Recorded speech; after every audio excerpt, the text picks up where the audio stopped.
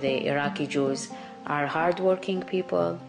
They are very well educated, and they were in the first line in the Iraqi economy. So in a way, they shifted all their skills to the Israeli efforts to establish a good economy and a good society.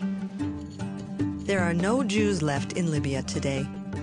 The Darvishi synagogue in Tripoli once overflowed with congregants on the Sabbath and on holidays.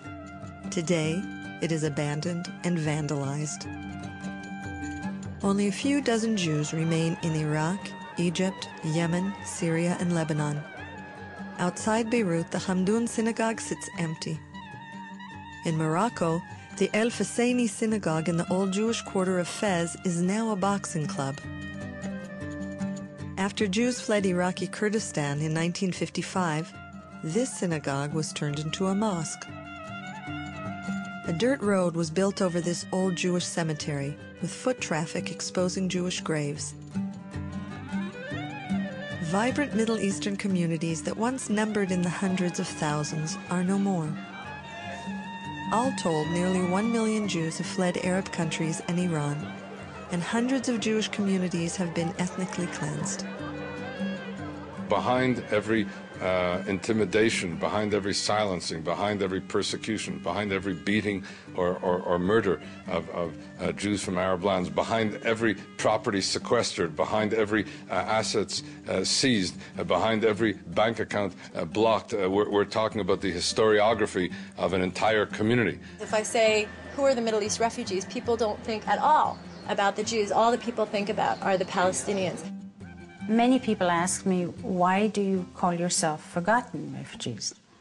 It is interesting to note that in the history of the Middle East, we have been totally cut out of the picture. The United Nations General Assembly since 1947 has adopted 687 resolutions on the Arab-Israeli conflict. 101 of those resolutions dealt with refugees.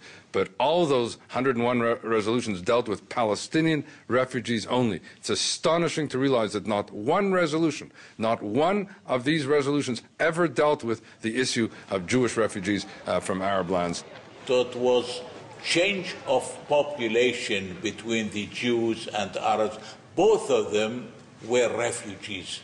About 50% of the Jewish population today in Israel is made up of Mizrahi Jews, Jews like myself who came from the Arab countries. We are the face of Israel.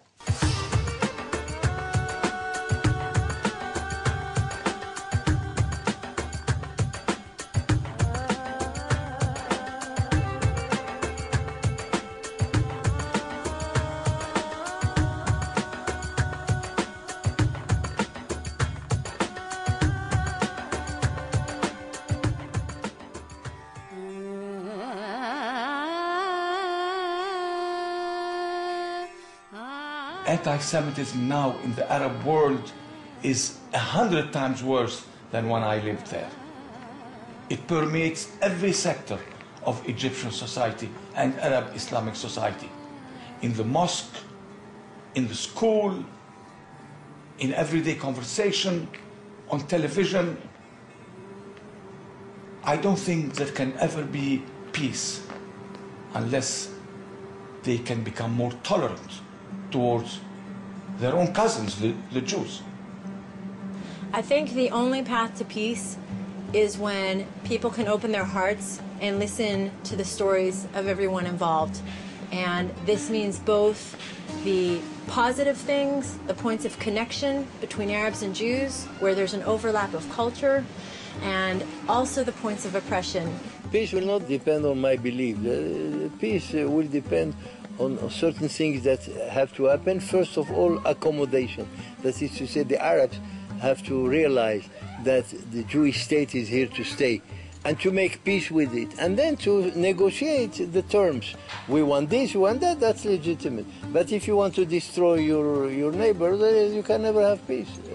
That's my main problem with them. If there is a recognition and accommodation, the sky is the limit. Everything is possible. We were so happy when Israel signed peace with Egypt. It was like a dream coming true.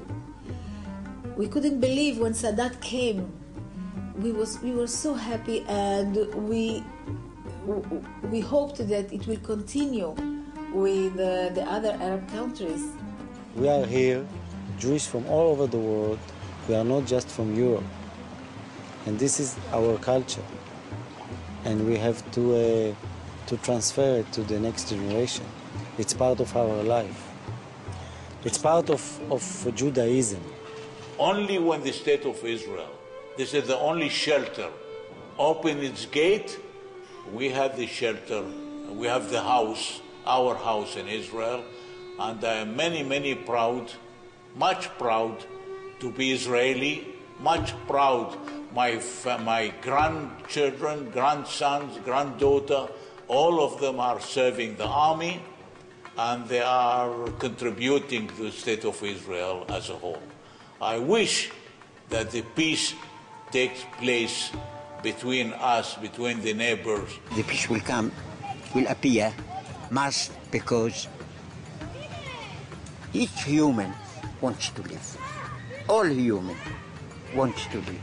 He wants his family, his children to continue living.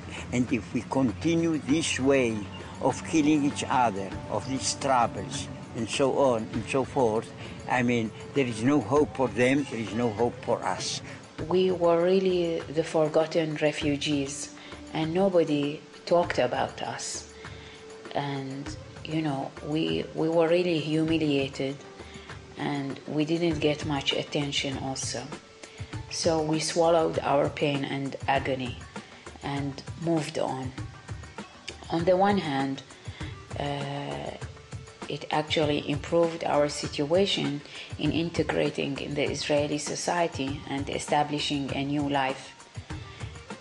But on the other hand, we felt like a great injustice has been done to us. We don't want to be forgotten anymore. We want to tell our story. We don't want our heritage, which is 3,000 years old, which is rich, to be forgotten. We want our children to remember us so that we can perpetuate the memory of all these 1 million Jews who were kicked out of the Arab world and who will never return, بدون رجوع. The Arab governments have taken away our homes. They've taken away our culture. They have destroyed our communities, but they can never take away our spirit to fight for justice.